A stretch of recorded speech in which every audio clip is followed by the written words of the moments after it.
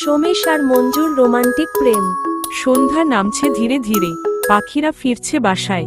নদীর ধারে একটা তালগাছের নিচে বসে আছে সোমেশ, পাশে মঞ্জু। মঞ্জু হেসে বলে, তুমি কি জানো, আমি ছোটবেলায় স্বপ্নে একটা লোক দেখতাম, যে নদীর ধারে বসে আমাকে চুপি চুপি ভালোবাসে। সোমেশ চমকে ওঠে।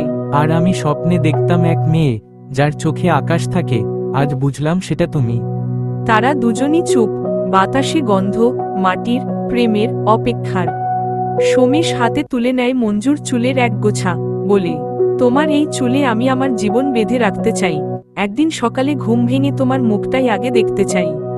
মঞ্জু লাজুক হেসে মাথা নিচু করে ফেলে, তারপর হঠাৎ মুখ তুলে বলল, তবে শোনো, তুমি যদি কখনো আমায় ছেড়ে চলে যাও, আমি নদীর জলে লিখে রাখব, সোমেশ আমার প্রেম, চিরদিনের জন্য।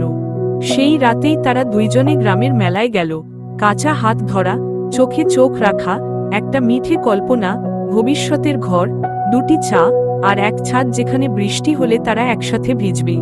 সেই ভালোবাসা ছিল রোমান্সে ভরা, নিঃস্বার্থ, স্বপ্নের মতো, একটা চুপি চুপি প্রেম, যেটা হৃদয় বাজে, যেটা চোখে না পড়লেও অনুভবে লেগে থাকে।